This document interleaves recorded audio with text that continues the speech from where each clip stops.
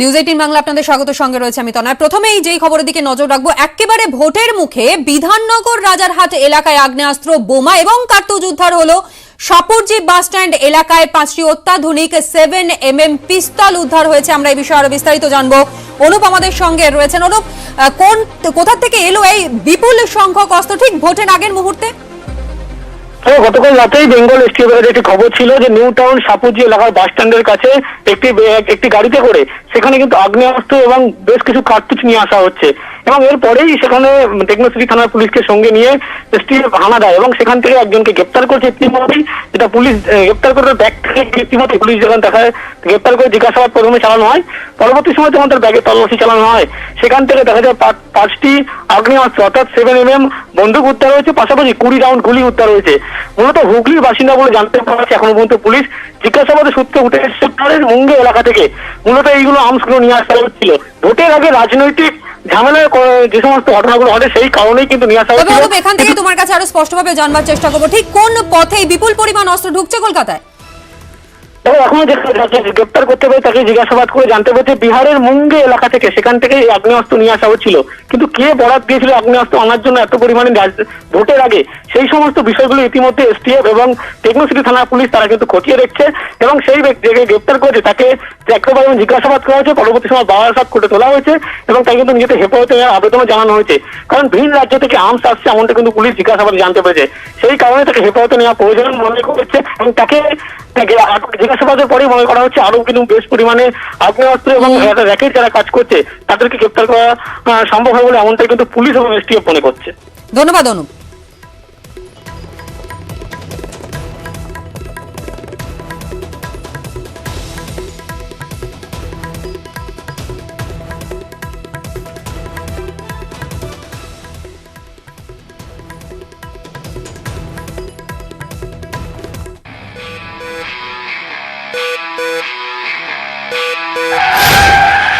Murders नहीं हुए, एक कैश से भरा ट्रक भी गायब हो गया। लेकिन ये खेल किसका है? जो भी सच है, दूल्हा बनकर घोड़ी पर बैठ जाएं। রবিবার মহাবিস্ময়, রবিবার মোদির ব্রিগেডের সভাতে উপস্থিত থাকবেন মহাগুরু। আবারও রাজনীতিতে মিঠুন চক্রবর্তী। আরএসএস প্রধান মোহন ভাগবতের সঙ্গে মিঠুনের কথা এবং বিজেপির শীর্ষ নেতৃত্বের সঙ্গে মিঠুনের কথা হয়েছে। আমরা এই বিষয়ে জানবো অর্ণবের কাছ থেকে, তবে তার আগে আরো একবার জানিয়ে রাখি রবিবার মহাবিস্ময় রয়েছে। রবিবারই ব্রিগেডে মোদির সভা এবং সেখানে উপস্থিত থাকার কথা রয়েছে মহাগুরু মিঠুন চক্রবর্তীর। আর্থিক কি কি পরিকল্পনা রয়েছে, কি কি চমক থাকছে আমরা জানবো। আমাদের সঙ্গে রয়েছেন আমাদের প্রতিনিধি অর্ণব। অর্ণব, কি খবর রয়েছে?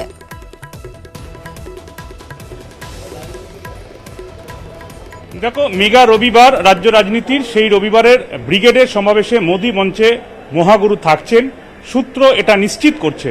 এবং একই সঙ্গে দুপুর 2টো নাগাদ ব্রিগেডের সমাবেশে প্রধানমন্ত্রী নরেন্দ্র মোদীর পৌঁছানোর কথা, তার কিছু সময় আগেই শহরে পৌঁছে যাবেন মহাগুরু মিঠুন চক্রবর্তী।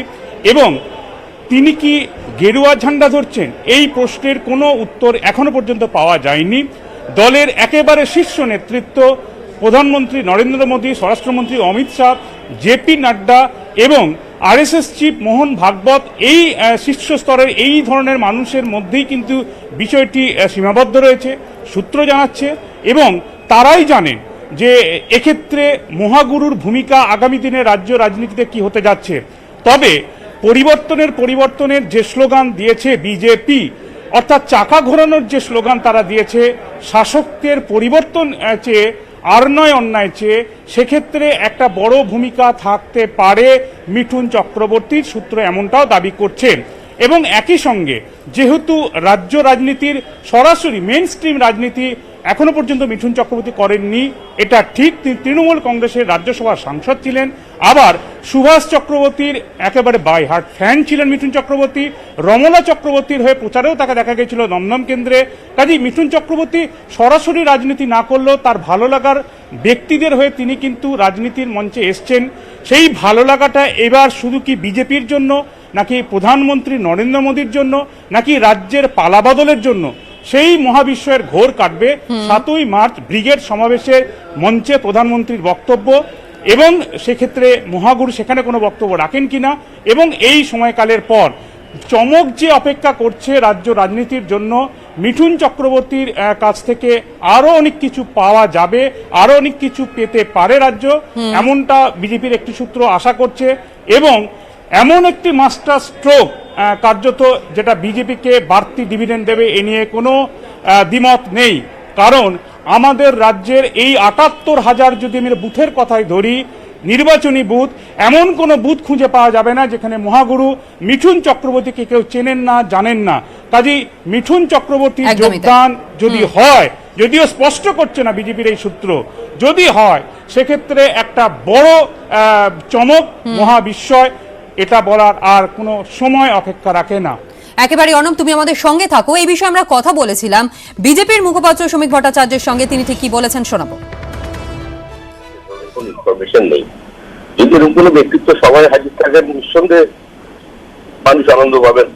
এই মুহূর্তে যে ব্রিগেড অভিযানটা হচ্ছে সেটা জনতার ব্রিগেড। মিঠুন চক্রবর্তী নিঃসন্দেহে একজন বড় ব্যক্তিত্ব, তার জনপ্রিয়তা প্রশ্নাতীত, কিন্তু একই সঙ্গে একদম প্রান্তিক যে কৃষকরাও দুযাত্রী কষ্ট করে এখানে এসে পৌঁছবেন, এই সভায় থাকবেন, নরেন্দ্র মোদীকে স্বাগত জানাবেন, তারও উপস্থিতি অপরিসীম।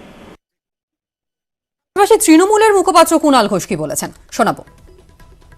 মিঠুনদা তো অতীতে বাংলায় যখন বামফ্রন্ট জমানা ছিল তখন জ্যোতিবাবু এবং বামপন্থীদের ঘনিষ্ঠ ছিলেন। পরবর্তীকালে মমতা বন্দ্যোপাধ্যায় যখন ক্ষমতা এলেন, তৃণমূল কংগ্রেস যখন ক্ষমতা এলো, তখন তৃণমূলের টিকিটে তিনি রাজ্যসভায় গিয়েছিলেন। তো সেই জায়গায় দাঁড়িয়ে উনি কেন আসছেন, আদৌ আসছেন কিনা, এটা যতক্ষণ না পুরো দেখতে পাচ্ছি ততক্ষণ এই নিয়ে নিশ্চিতভাবে কিছু বলাটা ঠিক হবে না। তবে আমার মনে হয় সেই শব্দটাই আমার এখনো কানে বাজছে, যে আমি আজীবন যতদিন বাঁচবো আমি মনে রাখবো যে আমার বোন মমতা বন্দ্যোপাধ্যায় তিনি আমাকে রাজ্যসভায় প্রার্থী করে পাঠিয়েছিলেন, রাজ্যসভায় সাংসদ করে পাঠিয়েছিলেন।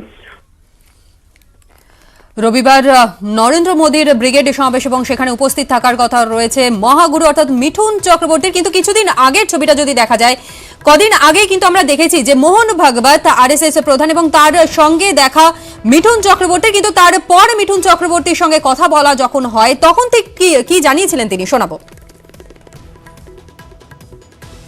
मोहन भागवत जी से किस तरह की मुलाकात थी? क्या कोई राजनीतिक मुलाकात है या फिर मेरे साथ उनका एक स्पिरिचुअल रिलेशन है और बहुत गहरा रिलेशन है स्पिरिचुअल।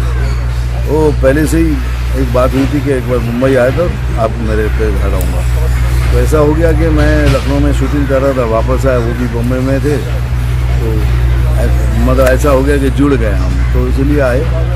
और जब घर है किसी को, इससे अंदाज़ा लगा लीजिए कहीं ना कहीं तो मुझे प्यार तो करते ही होंगे, फैमिली को बहुत प्यार करते हैं।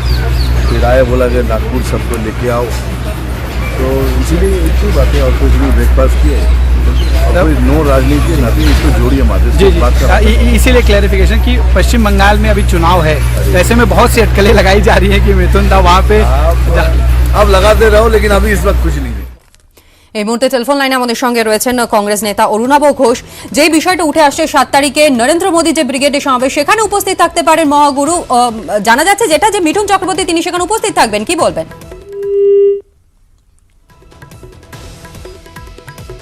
তবে আরো একবার আপনাদেরকে জানিয়ে রাখি, 7ই মার্চ যে ব্রিগেডে নরেন্দ্র মোদীর সভা রয়েছে সেখানে উপস্থিত থাকার কথা মিঠুন চক্রবর্তীর।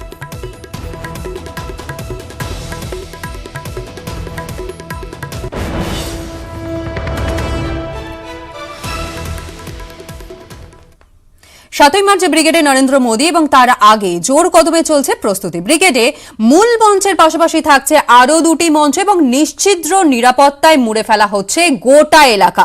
হাই ভোল্টেজ সেদিনের ব্রিগেড সমাবেশ, তার কারণ প্রধানমন্ত্রী নরেন্দ্র মোদী তিনি উপস্থিত থাকবেন, যেই কারণে নিশ্চিদ্র নিরাপত্তায় মুড়ে ফেলা হয়েছে গোটা এলাকা এবং 3 ধাপে ব্যারিকেড করা হয়েছে। ইতিমধ্যে প্রস্তুতি কোন জায়গায় রয়েছে আমরা আপনাদেরকে জানাবো। তবে তার আগে আরো একবার 7ই মার্চ ব্রিগেডে নরেন্দ্র মোদীর সভা এবং তার আগেই জোর কদমে প্রস্তুতি চলছে সেখানকার।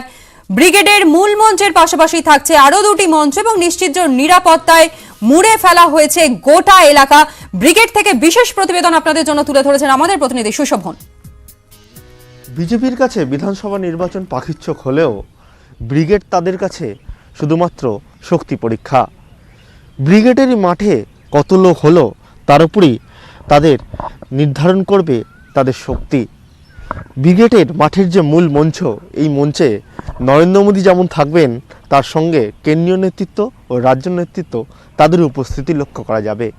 তার পাশাপাশি যে মঞ্চগুলো রয়েছে, সেই দুটি মঞ্চে বিভিন্ন নেতৃত্বের উপস্থিতি থাকবে, যাতে নিরাপত্তার নিশ্চিত বলয় তৈরি করা যায়। তার জন্য মূলত 3খানা ব্যারিকেড থাকছে। সেই ব্যারিকেডের কাছাকাছি কেউ পৌঁছাতে পারবে না। নিরাপত্তার জন্য সেই ব্যারিকেড যেমন থাকছে, তার থেকে প্রায় 200 মিটার দূরে আবার একটি ব্যারিকেড থাকছে। যারা সমর্থকরা আসবেন তাদের দূরত্ব অনেকটাই থাকবে। তারা দূর থেকে নরেন্দ্র মোদীকে দেখতে পাবেন এবং বিভিন্ন জায়গা থেকে যখন নরেন্দ্র মোদীকে দেখা যাবে, তখন তারা যতই দূরে থাকুন না কেন, নরেন্দ্র মোদীর সেই বার্তা যাতে মানুষের কাছে পৌঁছে যায়, তার জন্য বিভিন্ন লাউডস্পিকার ব্যবহার করা হচ্ছে। সব মিলে গেরুয়া শিবিরের কাছে একদিকে কলকাতার মাটিতে দাঁড়িয়ে নরেন্দ্র মোদীর বার্তা যেমন গুরুত্বপূর্ণ, অন্যদিকে জেলা নেতৃত্ব থেকে রাজ্য নেতৃত্বের কাছে একটা বার্তাই বারবার পৌঁছে দেওয়া, যে নরেন্দ্র মোদী আসবেন, বার্তা দেবেন এবং সেই নির্দেশকে একেবারে প্রত্যেক মুহূর্তে ফলো করে বিধানসভা নির্বাচনে লড়তে হবে গেরুয়া শিবিরকে। ক্যামেরায় মনোজের সঙ্গে সুশোভন, নিউজ 18 বাংলা। 7 তারিখে ব্রিগেডের সমাবেশের আগেই আজ ব্রিগেড প্যারেড গ্রাউন্ড ঘুরে দেখেন কৈলাস বিজয়বর্গীয় এবং সেখানে প্রস্তুতি ঠিক কোন জায়গায় রয়েছে তাও তিনি পর্যবেক্ষণ করেন। কৈলাস বিজয়বর্গীয় তিনি সেখানে উপস্থিত হয়েছিলেন, সেখান থেকে কি বলেছেন শোনাবো।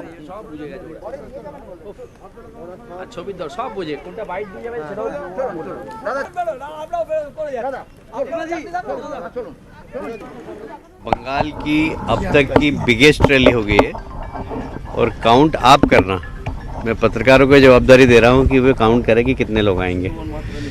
ये मैं कह सकता हूं कि ये मैदान छोटा पड़ेगा। सेलिब्रिटी नहीं, सबसे बड़ी सेलिब्रिटी प्रधानमंत्री है और जनता है, दोनों के बीच में संवाद होगा। प्रधानमंत्री के कार्यक्रम में कभी कोई ज्वाइनिंग नहीं होती। পাশাপাশি যে খবরের দিকে নজর রাখবো, সম্মান না পাওয়া দলত্যাগের অন্যতম কারণ হতে পারে এবং আলোচনায় অনেক সমস্যার সমাধান হয়, এমনটাই মন্তব্য শতাব্দী রায়ের। বিক্ষুব্ধদের সঙ্গে কথা বলা উচিত দলের, এমনটাই জানিয়েছেন তিনি। আলোচনার মাধ্যমে অনেক সমস্যার সমাধান হয়, সম্মান না পাওয়া দলত্যাগের অন্যতম কারণ হতে পারে, এমনটাই মন্তব্য শতাব্দী রায়ের। খারাপ সময়ে দল ছাড়া উচিত নয়, এমনটাও জানিয়েছেন তিনি। সম্মান না পাওয়া দলত্যাগের অন্যতম কারণ।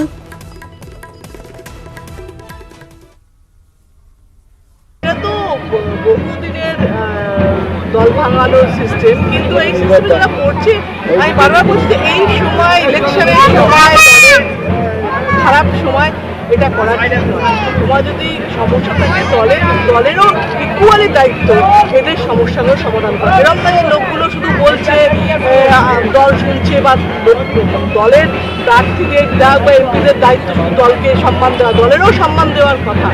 ইকুয়াল জনের সমান, যে কেন তারা যাচ্ছে, কেন তাদের প্রবলেম কি সলভ করা, হয়তো একটু ছোট ছোট প্রবলেম সলভ করলে তারা থেকে যায়, দলেরও সমান দায়িত্ব তাদেরকে, তাদের অসম্মান তাকে সম্মান। তারা কি মনে করছেন দলের সম্মান পাচ্ছে না বলে কি দল থেকে চলে যাচ্ছে? সেটা একটা বিরাট ঘটনা। বাকি মানে ওইটা একটা ঘটনা, সবারটা কমন, বাকি এজেন্ডা আলাদা হতে পারে। পাশাপাশি শশী পাজা তিনি এর পাল্টা কি বলেছেন, যে বড় পরিবারে কিছু ক্ষোভ হতেই পারে। ব্যক্তিগতভাবে শতাব্দী কথা বলেছেন, এক সময় তিনিও ক্ষুব্ধ ছিলেন। কি বলেছেন তিনি শোনাবো। ব্যক্তিগতভাবে শতাব্দী তার এটা মনে হয়েছে, কোনো সময় তারও একটু ক্ষোভ ছিল, তিনি তার ক্ষোভের কথাও বলেছিলেন। এখন তিনি সুন্দরভাবে কাজও করছেন। একটা বড় পরিবারে এটা হতেই পারে, আমার মনে হয় এটা খুবই স্বাভাবিক। এবং আমরা এই মুহূর্তে শক্তপোক্তভাবে আত্মবিশ্বাসী হয়ে কিন্তু এই নির্বাচনে এগিয়ে যাচ্ছি। আর কোনো রকমের পিছু দেখার কোনো সুযোগ নেই।